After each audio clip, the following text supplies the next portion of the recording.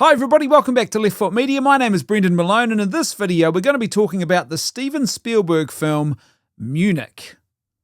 Roll tape. When you're up against the wall and you cannot fall, so go off, go off, go off, go off, so go off, go off, go off, go off, go off, go off, go off, so go off, go off, go off.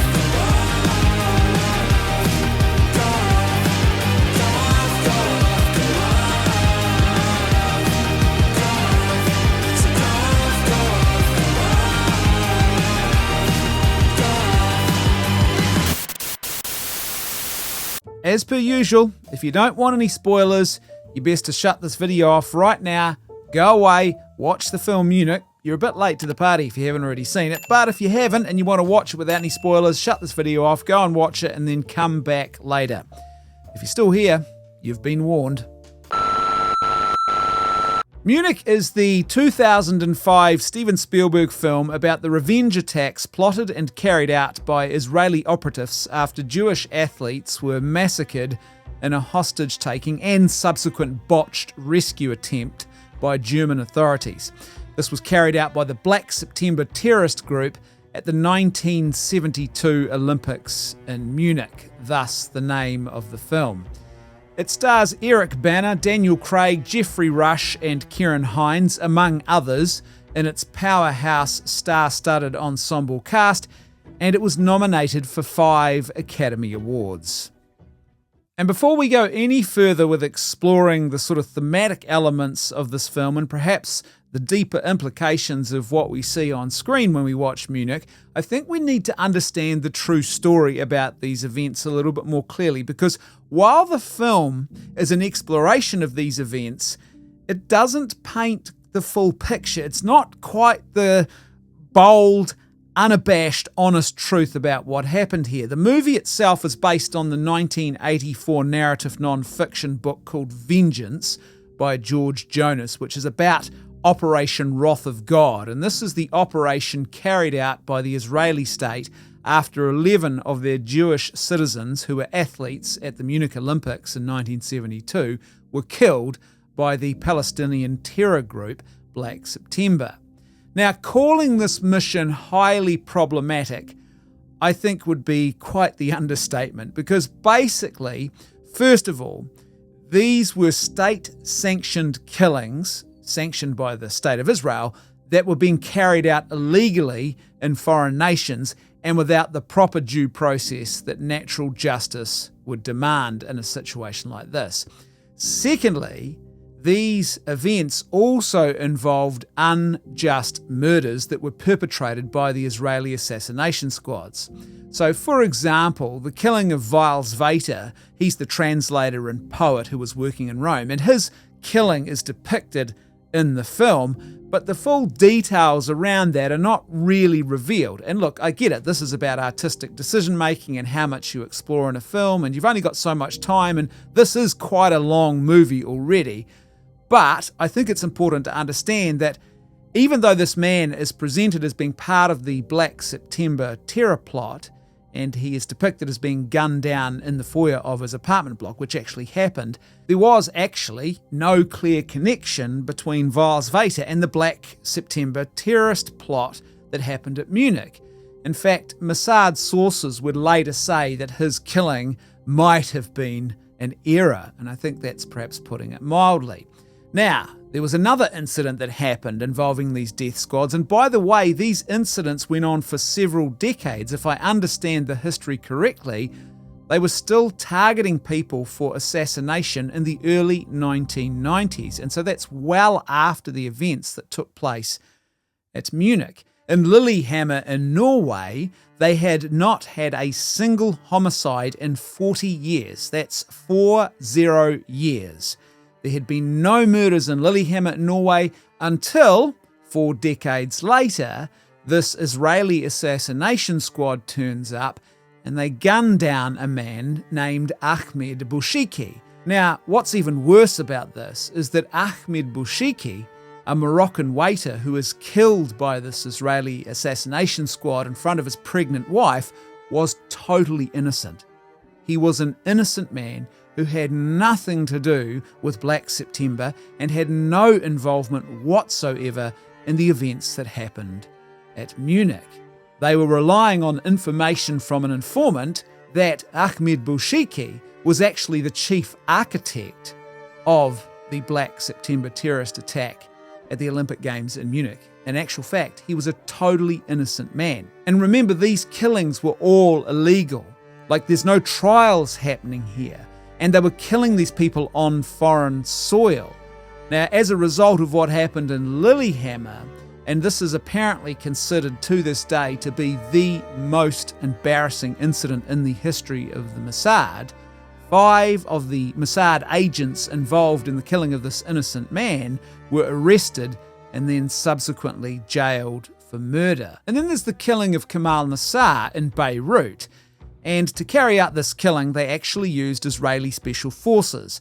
This killing is depicted in the film. A little bit of poetic license is taken, but the real incident did actually involve, as depicted in the film, one of these special forces soldiers famously dressing up as a woman. And so they presented themselves as tourists, and then they snuck into the precinct where Kamal Nassar and others were, and they carried out these assassinations. But the thing about Kamal Nassar was that he was an Arab leader who was actually actively working for a peaceful Jewish Palestinian state.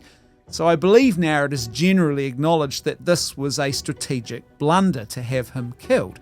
Meanwhile, on that same operation just down the road was one of the key ringleaders of the Munich massacre, and the Mossad didn't even know that he was there, and so he actually managed to escape. Then in 1979, when they finally did manage to track down and kill the chief architect of the Black September terror attack at the Munich Olympics, a man named Ali Hassan Salameh, or the Red Prince as he was popularly known, they also, along with him in this remote control bombing where they killed Ali Hassan Salameh and 4 of his bodyguards, they killed 4 innocent bystanders, and of those 4 innocent bystanders, one was a British student and another was a German Catholic nun. And they also maimed another 16 innocent people in the bomb blast. And so I think it's important to understand all of this backstory before we even talk about Steven Spielberg's movie depiction called Munich, because the movie doesn't really give us the full gory details. However, I quite like this film still because I think it actually could well be one of Spielberg's best movies. Why do I say that? Not just because this is a beautifully shot and lit film. There's a lot to really like about it. There's a great ensemble cast. There's plenty of great acting on display. And also, when we're talking about greatness and beautiful things, I think possibly this could well be one of John Williams' best musical scores in a film, but maybe I'm just being a little bit biased there.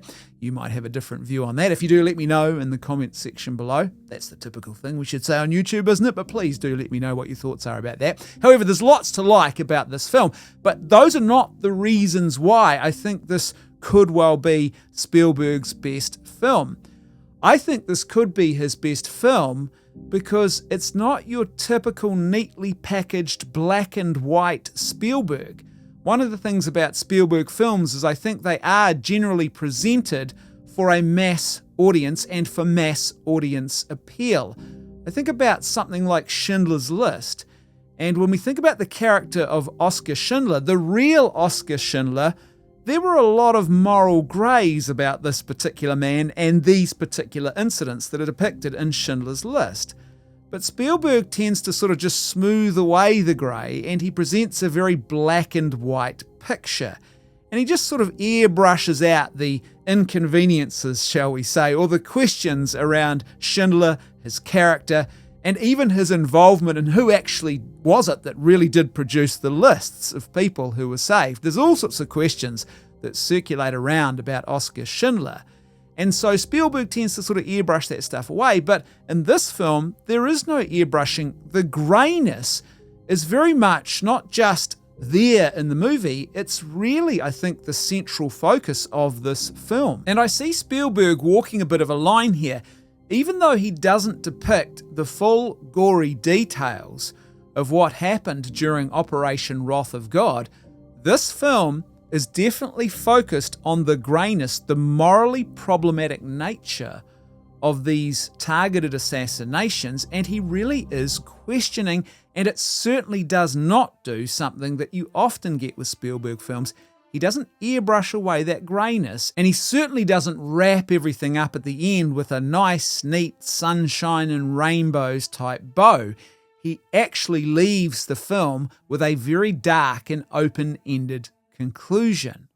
I think one thing that he does really, really well throughout this movie, and I think this is the sign of good storytelling and good filmmaking, is he keeps taking us back to the original act of violence that took place at the Munich Olympics in 1972. And he does this for a very good reason, I think, and I think it really does make a meaningful difference in the cinematic storytelling of this film. So first of all, what they do is they start at the very beginning of the movie with a brief presentation of those events at Munich, but then throughout the film, dotted throughout the story, they keep going back to depict more of those events and the brutality and the barbarism of those events. And this keeps happening throughout the entire film.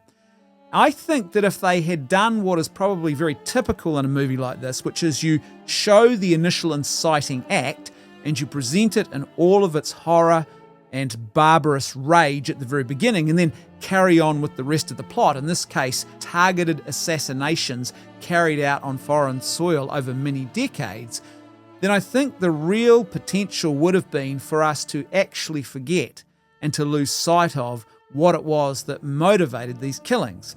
And so there's something very clever going on here. We keep getting drawn back into the actual emotion and the visceral horror of that original terrorist attack throughout the plot of this movie.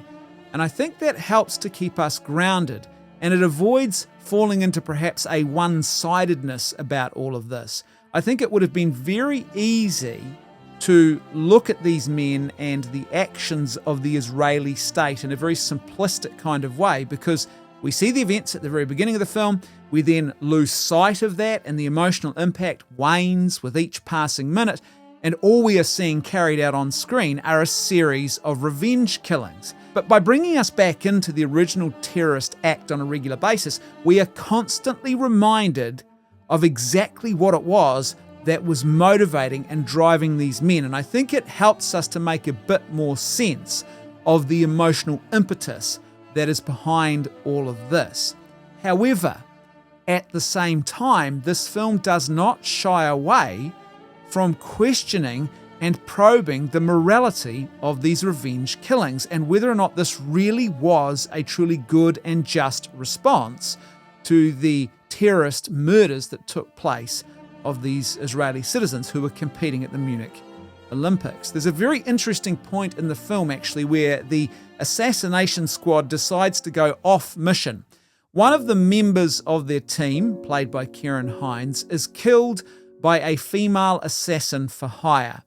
And it's really kind of a trifling thing when you think about the major plot of this film and what's actually going on in the full context of the story. And they are told not to go and carry out a revenge attack upon her, but they do it anyway. And then you have these officials from the Israeli state trying to admonish them for carrying out this secondary mission of seeking revenge on someone who had killed one of their fellow team members. But you realize as you are listening and watching these events unfold on screen that this is just totally absurd. It is moral hypocrisy of the worst kind, because here is the Israeli state trying to demand that these men who they have commissioned to go and carry out revenge killings on people who killed Jewish civilians, that they are not allowed to go and carry out other killings of people who have killed other Jewish citizens. And you realize the arbitrary nature of all of this and the moral hypocrisy that is involved here. Ironically, at the end, and I think this is something that we really should take away from this film, and I think why it is so important and why I think it might well be one of Spielberg's best movies, is that at the end you realize that the violence is still there. It is not resolved. There is no real justice here, and it cannot be undone or healed by acts of revenge. In fact, our main character, Avner Kaufman, played by Eric Bana, is very much still at the end embroiled in all of the darkness and the trauma of those original events. Nothing has actually changed. In fact, the more he has gone down the path of revenge killings, which in theory should bring peace and should bring some sort of consolation and justice, if the theory is right about this being the correct response to offer in these situations, then ultimately there should be a growing sense of peace and contentment. But the exact opposite is true. He is more of a traumatized and more of a broken man after and at the end of these revenge missions than what he was actually at the beginning. And there is this scene where it is very clearly presented to them that their murderous revenge mission has actually resulted in far more killing and death. They haven't resolved anything here. They have just added more violence to an already horrific and violent situation. And as I said, there's no happy ending, and this is something I quite like about this. There's no nice, neat little bow that is tied on this, which you often get in Spielberg films. It's a very dark, open-ended film. Like the final scenes of this movie, we see Avner having to come back to his family, and that's how he recovers his peace. But in a sense, he is now a traumatized and broken man. He wasn't before. He wasn't one of the victims, in a sense, of the original violence, but now he has made himself a victim by participating in these murderous revenge killings. And what we see at the very end is the scene with the Israeli military and state official who was the original recruiter who brought him into carrying out these missions. We discover that he's been lied to this whole time. We also discover that they don't actually really truly care for him at all.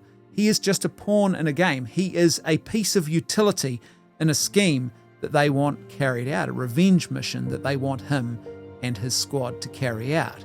And at the very end, there is that heartbreaking scene where this Israeli military official and state representative who originally recruited him won't even have a meal with him. He won't break bread with him at the end of the film, despite an invitation to do so. He flat out says, "No, I won't be doing this."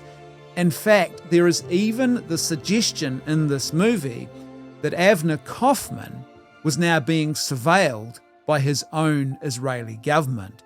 And so you can see here now this whole thing is not the good and moral and just cause that it is initially presented to be. And that final scene where the two men part ways takes place on the banks of the river and across the other side of the river. And this is absolutely a very deliberate depiction. And remember, this is a film that is made after the Twin Towers were brought down in the 9/11 terror attacks.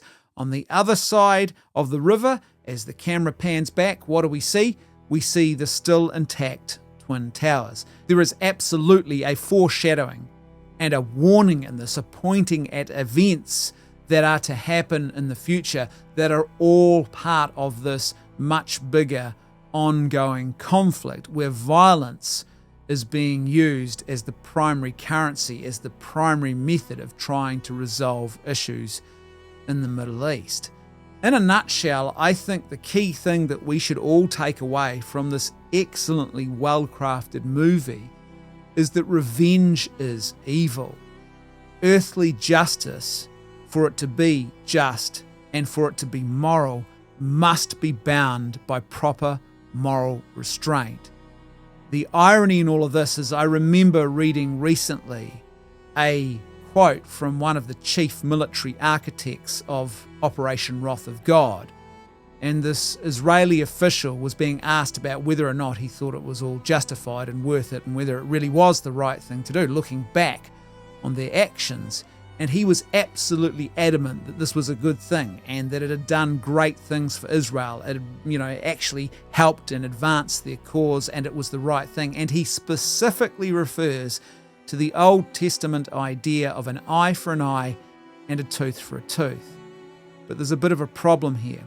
And I think what this film really reminds me of again is why the Christian vision of reality, which Christ gives to us very, very clearly, he enunciates this in the Gospels, is that we must move beyond an eye for an eye and a tooth for a tooth. He specifically says, "You've heard that it is said, an eye for an eye and a tooth for a tooth, but I tell you, love your enemies, pray for those who hate you."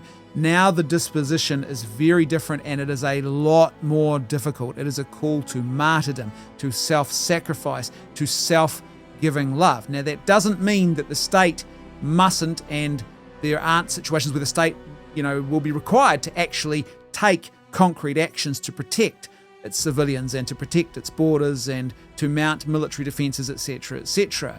But there's a fundamental truth here that is lost in these assassination squads and this Operation Wrath of God. Ironically, the scriptures also tell us that vengeance is God's and not our own. But here's the other big problem with quoting the scriptures and claiming that this was an eye for an eye and a tooth for a tooth. The whole point of that principle in the Old Testament was about limiting violence, about limiting human action to make it moral. So in other words, it's supposed to be literally an eye for an eye or a tooth for a tooth. So if someone steals your goat, you don't go and steal his whole herd of goats in response. You get the goat back. And maybe there might be some other form of recompense, but it is always a measured kind of thing. Or if someone kills your brother, you don't kill them and their entire family. That would not be a measured response. Justice is something that must be limited for it to be moral, and it must be proportionate. The Israeli assassination squads, these revenge killings, they moved well beyond an eye for an eye and a tooth for a tooth. They involved the killing of innocent people, and they involved much more killing, if everything is to be believed that we know about this, because a lot of this is still shrouded in secrecy and mystery and official denials on the part of the Israeli state. But it does appear that they actually did claim and maim more lives in this process. There was something here that was completely disproportionate that went on. Ultimately, evil does not ever beget good. It cannot give birth to something which is good and true. You cannot use evil as a means to achieve a good outcome, and that's exactly what they tried to do here. And there is a certain and very dangerous utopianism that underpins this. We will build a perfect or a better world, and even if we have to, as the communists once infamously declared, break a few eggs to make a good omelette, then so be it. But the problem is that's not how you get to a better world. You cannot proclaim that you are doing something good. You cannot build something and pretend that that thing is good if you have built that thing on the back of evil. Now, the challenge for all of us when we watch this film, because I think that it can be very easy to sort of distance ourselves from these events and look at them in the sort of the scale and the scope of these massive geopolitical, historical happenings, and perhaps think, oh, that's not really particularly relevant for me. But the truth is, it is very much relevant for all of us. All of us in our daily lives have to contend with and grapple with this challenge of what does it actually mean to be a truly good person. And to be a truly good man, I know that I need to live a life of virtue. And I know that if I want to be truly good, then I would be very wise to listen to the words of Christ when he tells me that I should love my enemies and I should pray for those who hate me, and that I should seek moral responses and reactions when I try and seek justice in my own life. It's very tempting to seek revenge in all sorts of ways, even very small and conversational type revenges that we are tempted to take in situations where someone says something unkind about us, and what do we want to do? We want to lash back with an unkindness of our own. But as the old saying goes, an eye for an eye and a tooth for a tooth until the whole world is blind and toothless. And that is not really a way to build and to see human flourishing grow in the world. So if we want to contribute something meaningful to the world, we need to think beyond mere revenge. As I said, I think this is, or could well be, one of Spielberg's best movies, because he really does allow the greyness to be and become the centre of this particular movie. And he really does question things. Now, he's still being Spielberg and he's still walking a line here. He doesn't present things in their full ugliness as they really did unfold. but he absolutely does question and probe away and raise very serious moral issues about these events that are depicted in the film Munich. Thanks so much for tuning in. I'd love to hear your thoughts, so please let me know what you think in the comments section below. If you haven't already, please click like on this video, share it, subscribe to the channel if you haven't done that. And last but not least, I have a Substack now, and also if you want to support our work, you can become a regular patron. If you become a patron with $5 or more per month, then you'll get access to our daily episode of the Dispatches podcast, which is an audio podcast which explores current affairs and cultural issues from an authentically conservative perspective. If you contribute at least $1 per month, that's the minimum amount that we can receive on Patreon, for as little as $1 per month, then you will get access to our brand new weekly audio podcast called The Lamp. And in The Lamp, we take a deep dive into a different passage of the Christian scriptures in each episode. There's exegesis, there's reflection, there's all sorts of stuff going on in there, and all it takes is $12 a year, $1 a month, and you get access to that weekly podcast episode of The Lamp. A huge thank you to all of our patrons. It's thanks to you that this episode was made possible. So thanks again for tuning in. Don't forget, live by goodness, truth and beauty, not by lies, and I'll see you next time on Left Foot Media.